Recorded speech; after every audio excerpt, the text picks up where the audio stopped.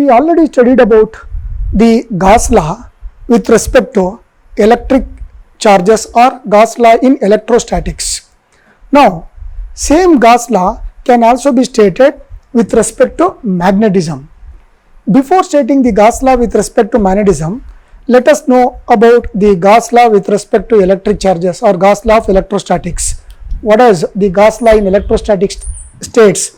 It states that if I consider a closed surface inside which some charges are enclosed like this Q1, Q2, Q3, some charges may be positive and some charges may be negative.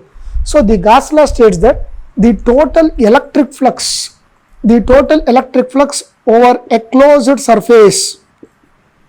Suppose if I consider phi E as the electric flux, then the total electric flux over this closed surface is equal to 1 over epsilon naught times the total charge enclosed within this surface, and we call this surface as Gaussian surface. So 1 over epsilon naught times the total charge. That means this can be written as 1 over epsilon naught into Q1 minus Q2 plus Q3 then minus Q4. So this is the statement of Gauss law with respect to electrostatics. Now similarly, we have Gauss law in case of magnetism. Then what is its statement? It states that the total magnetic flux over a closed surface is always equal to 0. Total magnetic flux over a closed surface is equal to 0. So this is the statement of Gauss law of magnetism. That means if phi b is the magnetic flux, this is equal to 0. Okay, this is one way of stating the Gauss law of magnetism. There is one more way of stating the same Gauss law. What does that means? It states that the surface integral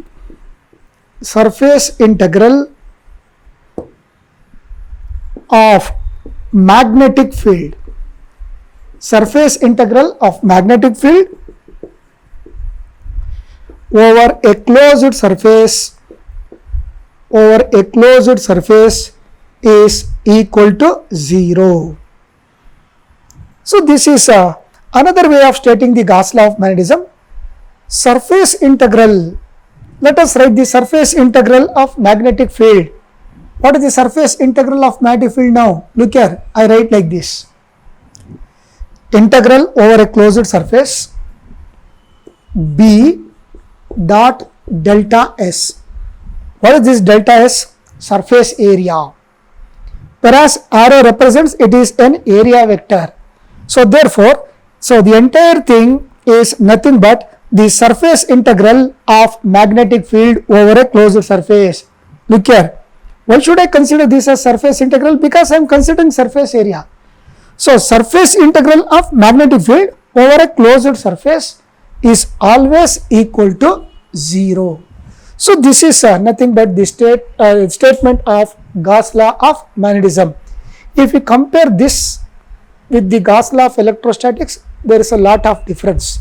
Here electric flux over a closed surface is 1 over epsilon times the total charge, whereas here the magnetic flux over a closed surface is always equal to 0, or the surface integral of magnetic field over a closed surface is equal to 0. So one should not get confused with the line integral of magnetic field. Line integral of magnetic field is always with respect to Ampere's circuital law. So let us write that also in comparison. So according to Ampere's circuital law, the line integral of magnetic field, that means B dot dl. So I am considering line element, whereas here we are considering area element. Okay, so line element, area element. So line integral of magnetic field over a closed surface is equal to mu naught times the current. Mu naught times the current enclosed by that surface. See, that is the difference between Ampere circuit law and the Gauss law of magnetism. Now let us explain this a little bit. I consider now uniform magnetic field. So this is nothing but an uniform magnetic field, because I written the magnetic lines of force parallel to each other, therefore this is uniform magnetic field. Now in this uniform magnetic field, I am going to consider one closed surface of any shape. So this is nothing but the closed surface. Okay. Now let us now consider one small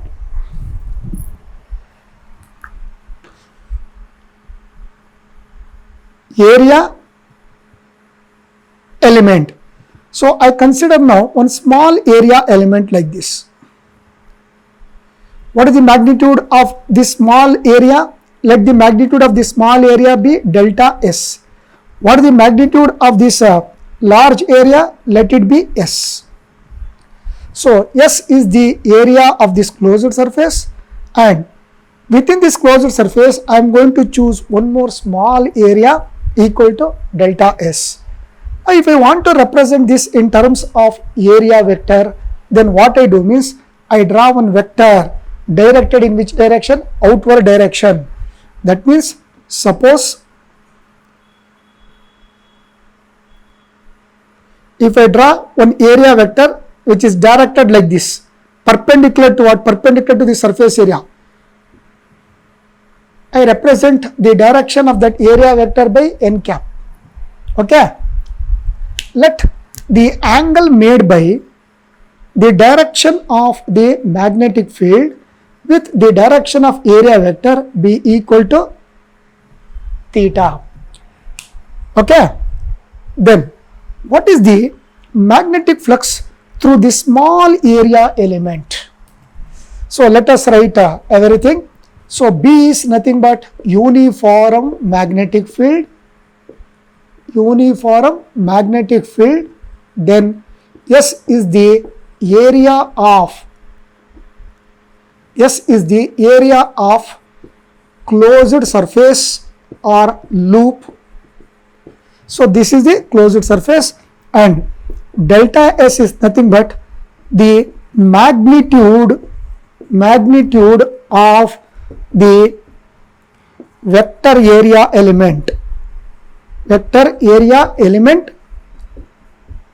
delta S, vector delta S.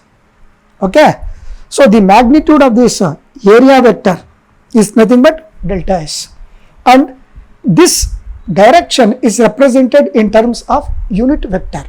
So n cap represents the direction.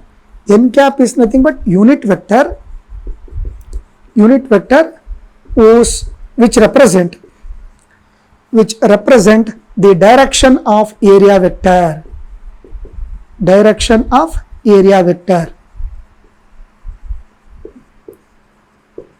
Okay.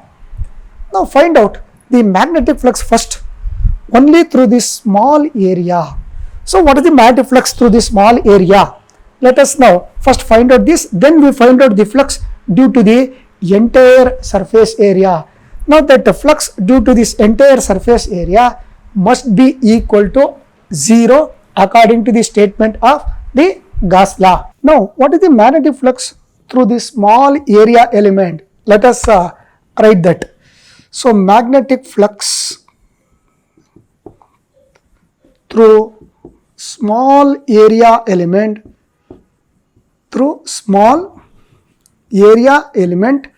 is given by delta S is given by delta phi B equal to B dot delta S. Okay. So this is nothing but the magnetic flux through this small area. Then what will be the magnetic flux through this entire surface? So what I do means I imagine this entire surface to be made up of number of small elements like this. So this is one element and this is another element. So like this, too many small elements I am going to imagine. Okay. Then now flux through this small area element is already equal to this, and this can also be written as B into delta S into cos theta. That means the dot product of two vectors. One is magnetic field, which is a vector quantity, then this is nothing but area vector. So area is represented in terms of vector. So both are vector quantities. I can express that in dot product.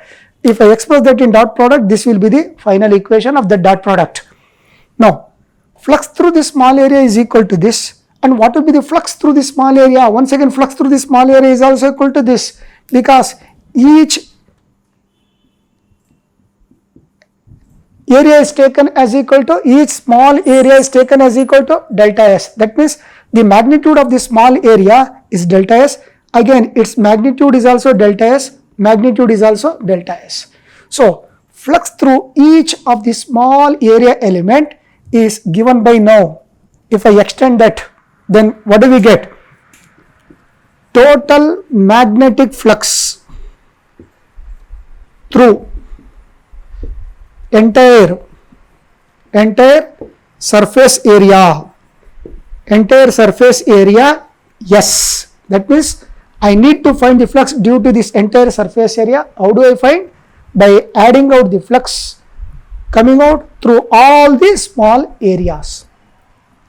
So it is given by, look here, phi b, this is the total flux due to this entire surface area, and this should be equal to sum. Sum means I represent that by summation sign. Sum of magnetic flux due to all area elements, all small area elements. So delta all, as I say, as a summation all delta phi b. Okay. Then this can also be written as, look here, sigma all. What is delta phi b? Delta phi b is nothing but b dot delta S. So this will be the magnetic flux due to the entire surface area, which is given by sum of the magnetic flux due to small area elements. I add up all small area element flux. If I add up, that is going to turn out to be equal to the total flux due to this entire surface. Now, according to this statement, so but according to the law, so let us write it here. But according to the law, what I can write? According to the law, I can write that surface integral of magnetic field over a closed surface is equal to 0. This is the statement. Now here, this sigma all b dot delta S can also be written as equal to what? This can also be written as equal to, I replace the summation sign by means of integration sign, because summation is used to represent the flux due to all small areas. So the same thing can be expressed in terms of integration. Integration is also one of the form of summation, summing up. So this can also be written as b dot delta S. That means surface integral of magnetic field over a closed surface. Now, but according to the law, surface integral of magnetic field over a closed surface is equal to 0. If that is the case, then what happens to this equation now? So therefore now phi b, this phi b, which is equal to what now? This phi b is equal to now this one, b dot delta S. Okay. Then this should be equal to, according to the law, 0. That means the total flux over a closed surface, total magnetic flux over a closed surface is equal to 0. See, this explanation is nothing but one of the simplest way of proving this. So there are different forms of proving this Gauss law of magnetism. Okay, the most simplest way is dividing the entire area into small elements and considering the flux due to all small elements and adding up. If once we add, then it gives the total flux over a closed surface. But according to the law, the total magnetic flux over a closed surface should be equal to 0. So surface integral of magnetic field over a closed surface is equal to 0. So if I substitute for this as equal to 0, then this equation now phi b equal to surface integral of magnetic field over a closed surface, that becomes equal to 0. That means the total flux over the entire surface is equal to 0. Okay. Now what is the significance or importance of this Gauss law of magnetism? See, the significance or importance is this.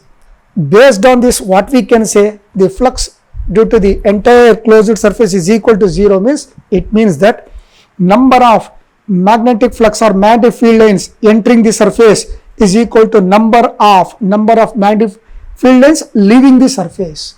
So if this is considered as a closed surface, so whatever number of lines of force that enters into the surface, same number of magnetic lines of force comes out of the surface.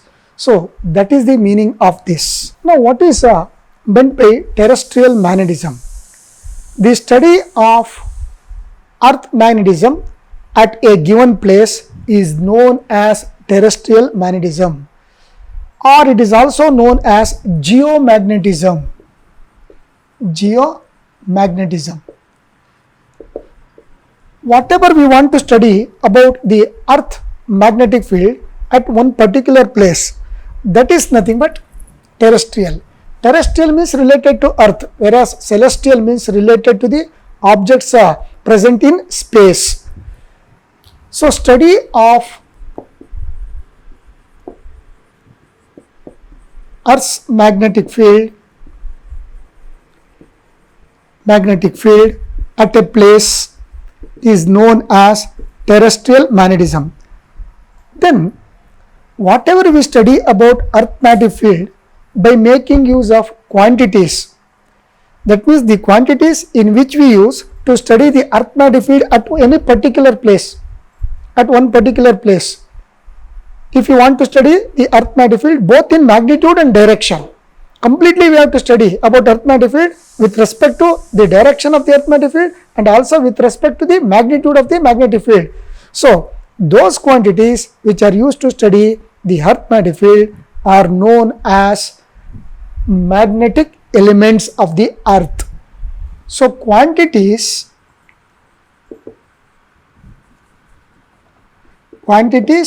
used to study Earth's magnetic field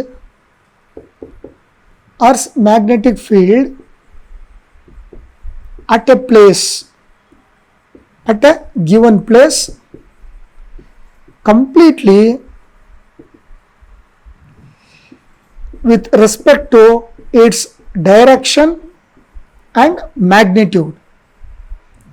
Direction and magnitude are known as magnetic elements of the earth. Magnetic elements of the earth. Okay.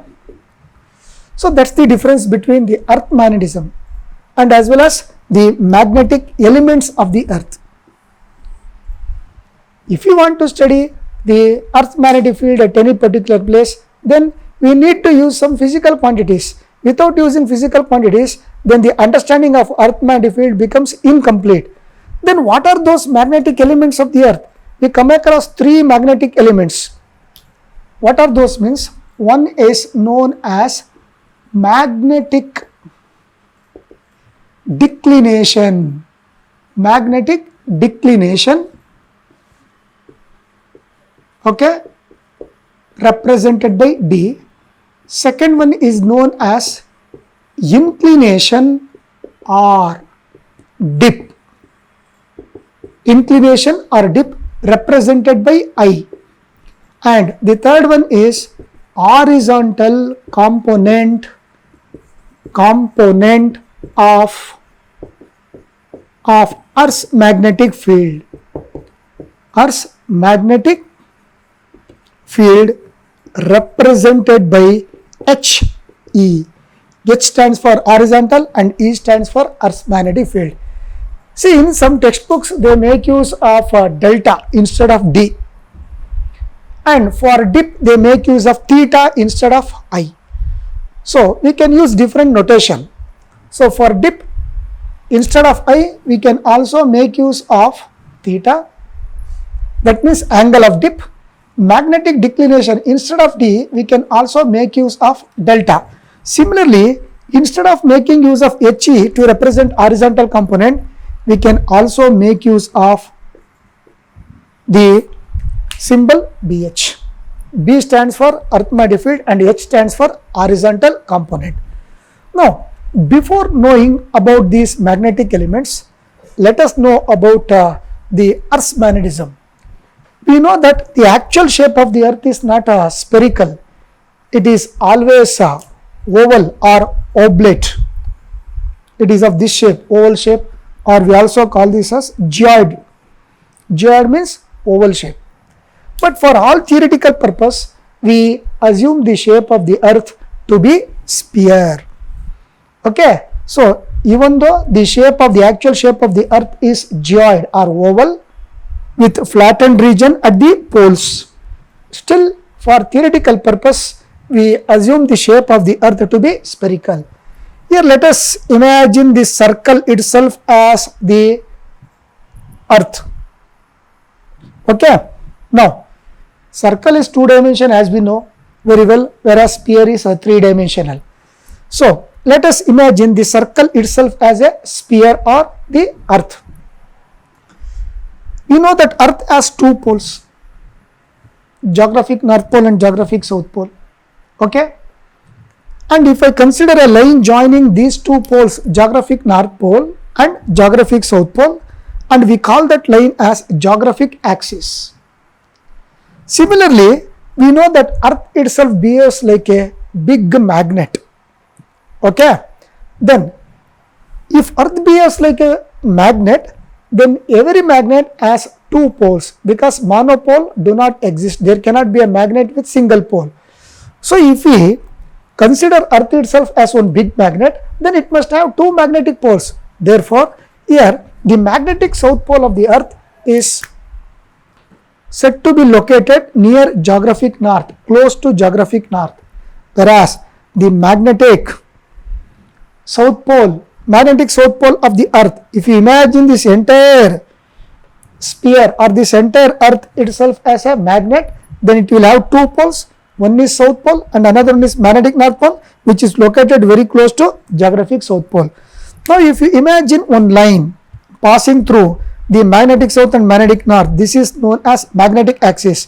Whereas if you imagine one more line like this passing through the geographic north and as well as geographic south, so this line now represent the geographic axis, whereas this line represents magnetic axis. Now perpendicular to this geographic axis, if you imagine one circular plane like this, perpendicular to geographic axis like this, then it becomes geographic equator. I represented this by means of black color line, geographic equator. Similarly, if I imagine one circular plane like this perpendicular to magnetic axis, look here, red color one, dotted line. Okay, this is nothing but the magnetic equator. So this is magnetic equator, whereas this one is geographic equator. What is meant by equator?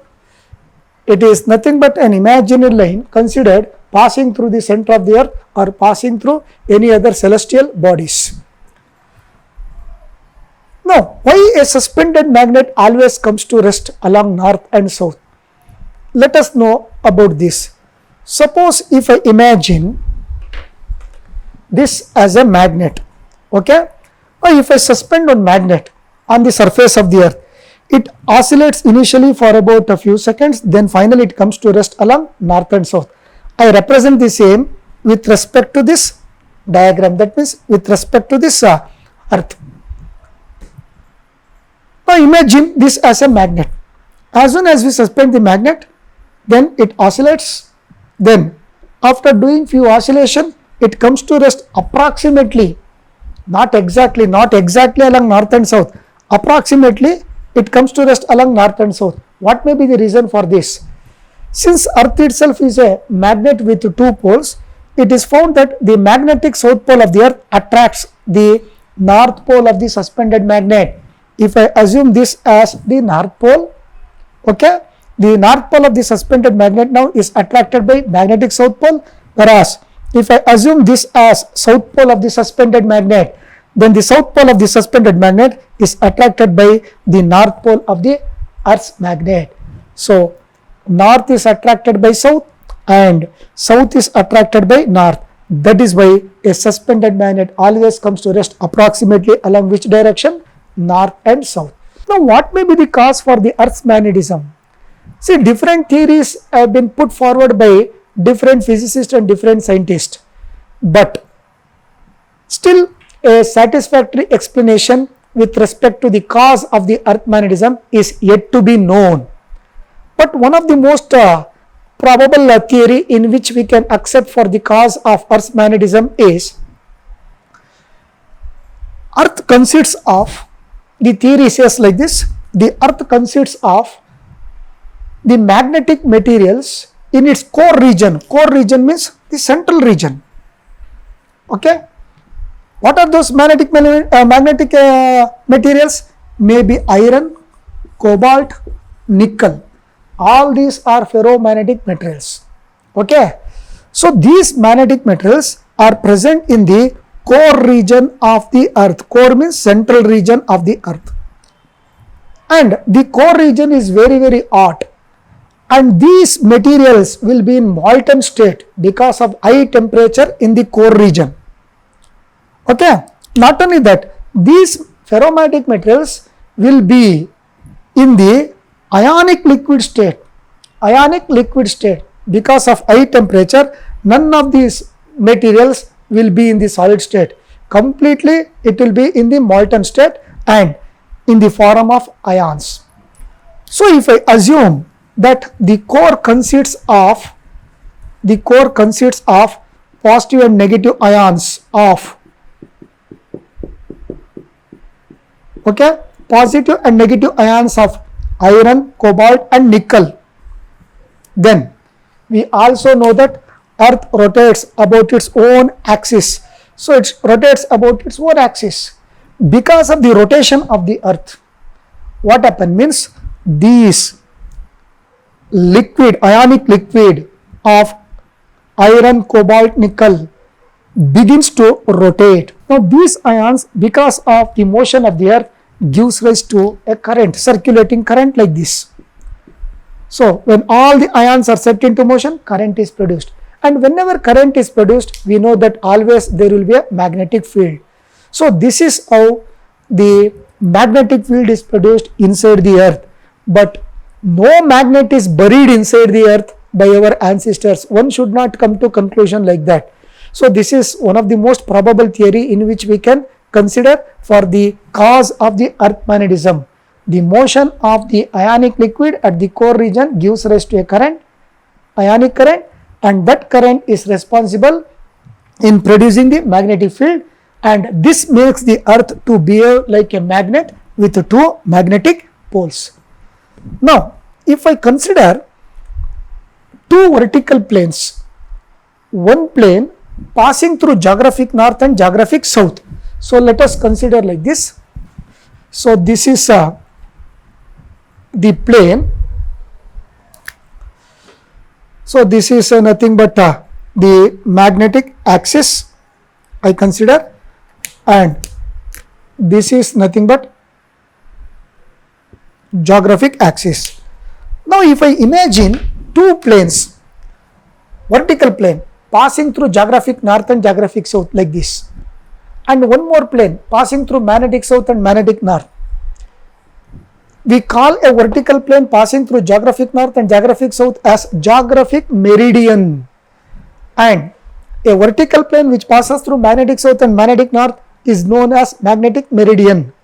let us consider like this. Look here, this is one plane, okay. So this is one vertical plane passing through geographic north and geographic south. Therefore, I call this plane as geographic meridian. And this is another plane, okay, passing through magnetic south and magnetic north. And this plane is known as magnetic meridian. Now, the two planes are found to be inclined to each other by about, I think, 11.3 degrees. Okay, now what I do means, just I pull out the planes like this, because using these two planes we have to explain what are magnetic declination, inclination, and also horizontal component of the Earth's magnetic field. Now, let us consider the two meridians. That means, as I said earlier, I am going to consider now the two planes. Vertical plane passing through geographic north and geographic south is known as geographic meridian, whereas one more vertical plane passing through magnetic south and magnetic north is known as magnetic meridian.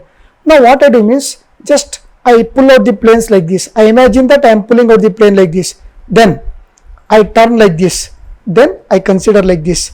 My intention is to take the magnetic meridian front side and geographic meridian at the back side. Therefore, after pulling out the two planes like this, then I turn like this, then I write like this. Okay.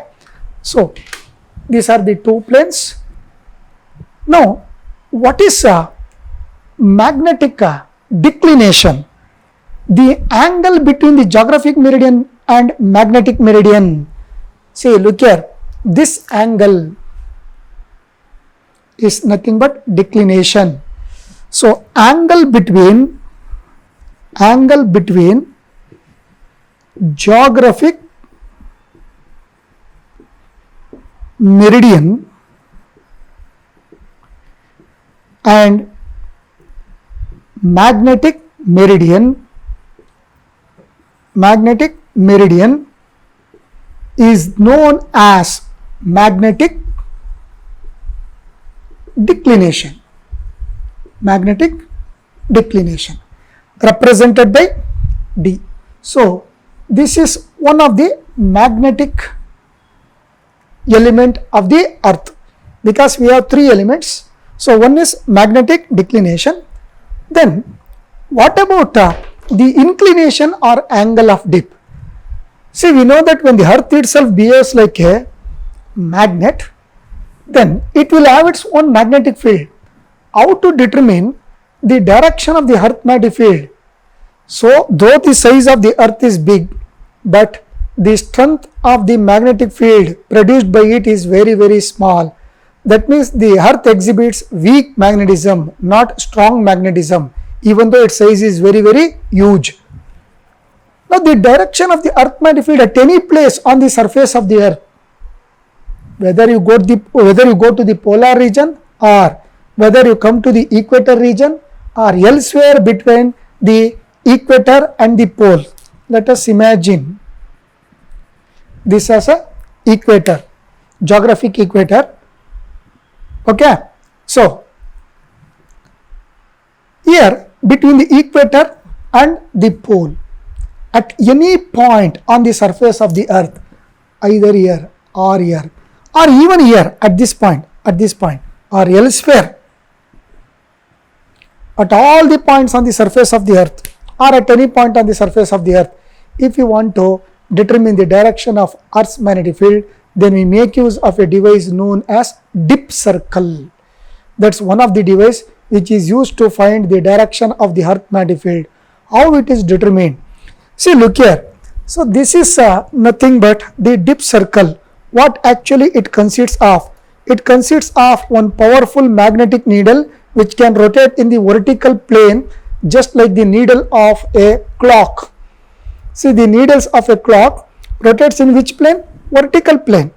Okay. So, there is one powerful magnetic needle which is mounted between two axles, and this entire magnetic needle is kept enclosed inside a box having a glass covering both at the front and as well as at the back. Now, this dip circle is used to determine the direction of Earth magnetic field at any place. either here or here or here. Wherever we need to find the direction of earth magnetic field direction, at that place, if we keep the dip circle like this, then the direction along which the needle aligns or stands, that gives the direction of earth magnetic field at a place. Okay. Now, there is one more thing. See, this is nothing but the compass, magnetic compass. What is the difference between this and the dip circle? In case of dip circle, the needle rotates in vertical plane. Okay. So, the needle rotates in vertical plane like this. Whereas, in case of compass needle or magnetic compass, the magnetic needle rotates in the horizontal plane. So, just look here, I will show you. The red color indicates the north pole, whereas the black color indicates the south pole, and this is nothing but aluminum pointer which is used to measure the angle of deflection of the magnetic needle. Actually, it should be always mounted like this horizontally. We should not even keep in an inclined manner. It should be exactly horizontal like this. Okay, and this is used to find the direction of north and south direction of the earth, whereas dip circle is used to find the inclination or angle of dip. Suppose at this point, if I keep the dip circle, then what happens means the magnetic needle aligns like this. So, this is the axle. So, let us write a little bigger. This is the axle, and suppose if the magnetic needle aligns like this. Now, at this point, what is the direction of Earth's magnetic field? Look here, the direction of the Earth's magnetic field will be like this toward the center of the Earth. So, the resultant direction of the Earth magnetic field I represent that by BE. So, the direction of the needle, if the needle aligns like this, that will be the direction of Earth's magnetic field. Suppose if you go to polar region here, if you keep the same dip circle, then what happens here means the needle is going to align vertically like this. So, this gives the direction of, look here. So, this will be the direction of the earth magnetic field. Similarly, now, if I keep the same dip circle here at the equator region, then the needle is going to align horizontally like this. Okay. Now, this will be the direction of the earth magnetic field like this. So, at the equator region, the magnetic needle aligns horizontally. As we move from equator to the polar region, slowly it goes on inclined, slowly, gradually it turns like this, making different angle. Finally, at the polar region, the needle becomes exactly vertical. Okay. So, at this point now, what I do means, I resolve this Earth's magnetic field into two components. Look here, one component like this, and another component perpendicular to this. One is resolved all along the surface of the earth. This is the surface of the earth. So, all along the surface, I consider one component. Okay. Then, perpendicular to this, I consider one more component like this. Now, what is the angle between these two? 90. What does it indicate? It indicates that at any point, the earth magnetic field can be resolved into two components. One is horizontal and another one is vertical. So, this is nothing but the horizontal component.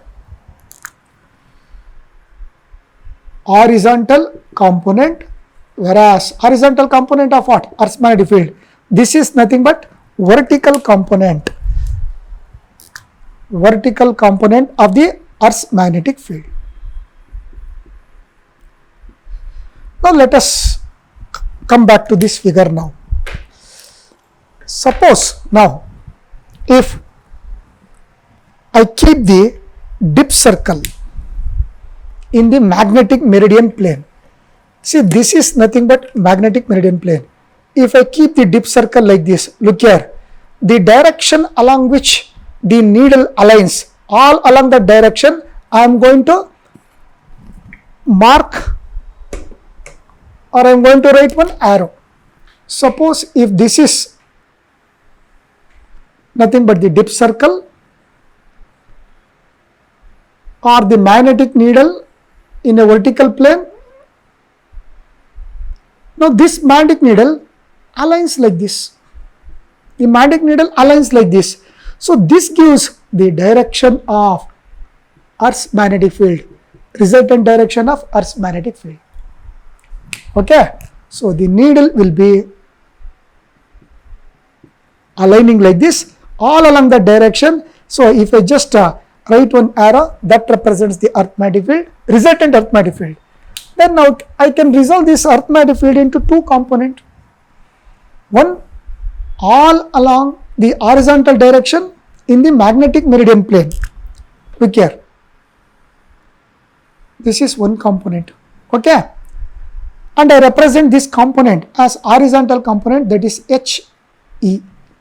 And one more component in the same magnetic meridian plane, like this. Okay. And I represent this by ZE. So if this is horizontal component of BE and this will be vertical component of BE. So what I have done means, just all that I have done is I have resolved the resultant direction of the Earth's magnetic field into two components. So one is horizontal and another one is vertical. So this is one component and this is another component, HE. So this is nothing but BE as a D, and this is nothing but BE. Okay.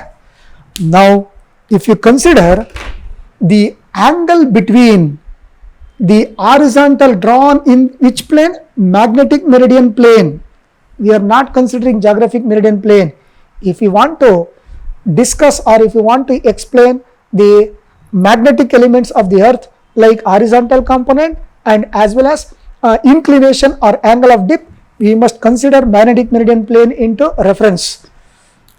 Now the angle between the horizontal drawn in the magnetic meridian plane and the resultant direction of the earth magnetic field, this angle is known as angle of dip or inclination. So angle between the horizontal drawn along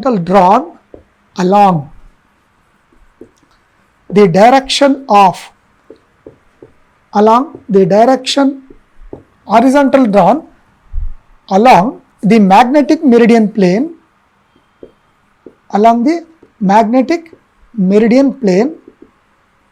and the resultant direction of Earth's magnetic field.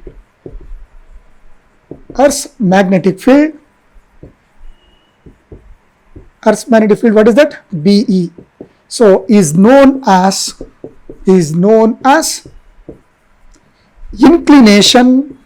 inclination or angle of dip represented by I. So this is one of the magnetic element. The second one.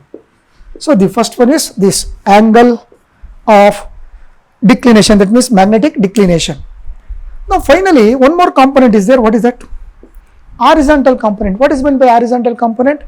It is the component of the Earth's magnetic field drawn in the magnetic meridian plane along horizontal direction. So whatever component we are drawn along horizontal direction in the magnetic meridian plane, that is the horizontal component of the Earth's magnetic field. So the component of the Earth's magnetic field,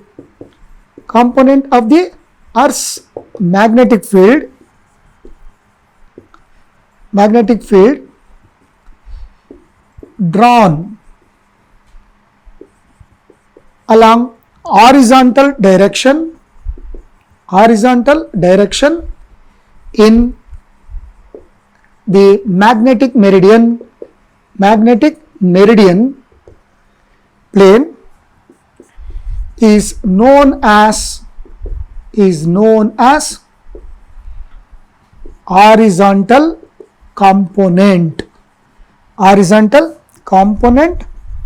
of Earth's magnetic field represented by HE. Okay, E is the subscript here. E stands for Earth and H stands for horizontal component. So these are the three magnetic elements of the Earth. Now we can establish the relation between the magnetic elements of the Earth. Now here I have written the same diagram separately in a more precise manner. Now let us try to establish the relation between the resultant Earth's magnetic field and also its component, horizontal component and vertical component. So here what is BE? BE is nothing but the resultant Earth's magnetic field.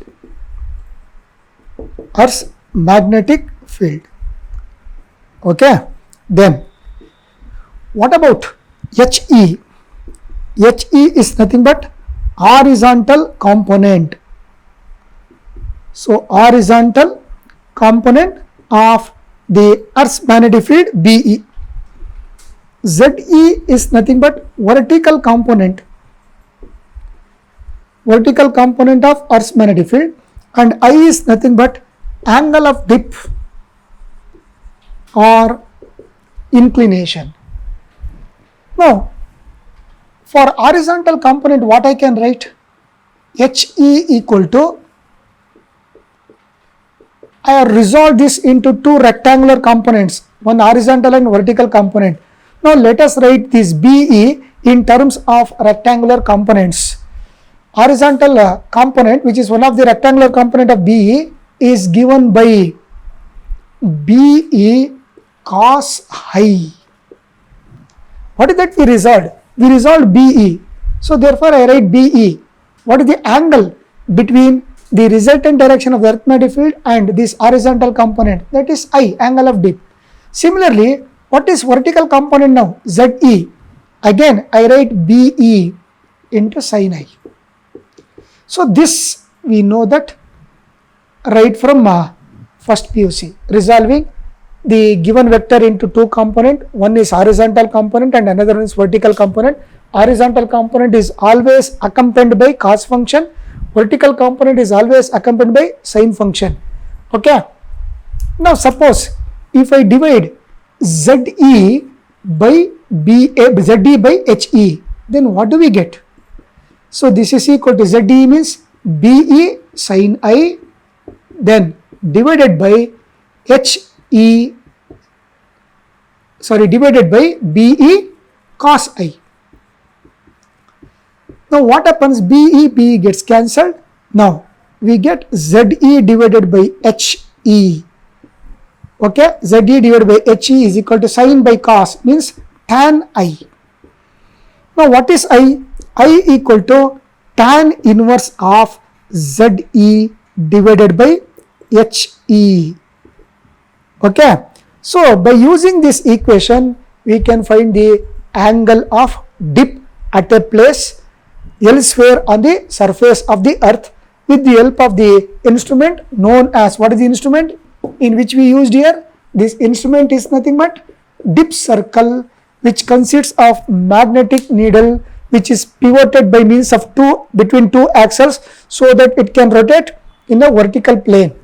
Okay, so with this instrument we can find the angle of dip. Now next what I do means, let us consider this as equation 1 and this as equation 2. Let us square both the equation 1 and 2 and add up. So suppose if I consider like this, equation 1 square plus equation 2 square, then what do I get? Equation 1 square means HE square. Okay, I add. How do I add? After squaring, I add left hand side separately and right hand side separately. So HE square plus what is the left hand side of equation to ZE. So square that, ZE square equal to. Now square the right hand side of 1 and right hand side of 2 and then add. So if I square that, then what do I get? BE square cos square I plus, what do we get now? Again BE square, then sin square I. Okay, so this is equal to, now BE square common, I remove outside, then what is left? Cos square I plus sin square I. This is equal to BE square. What is cos square I plus sin square I? Cos square theta plus sin square theta means 1. What is there on this side?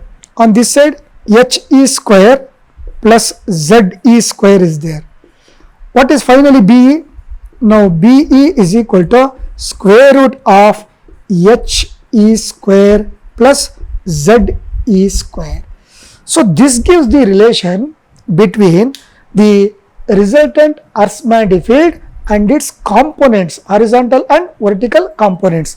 Now, by knowing or by using this set of equation and also this equation, so let us call this as equation 3 and let us call this as equation 4.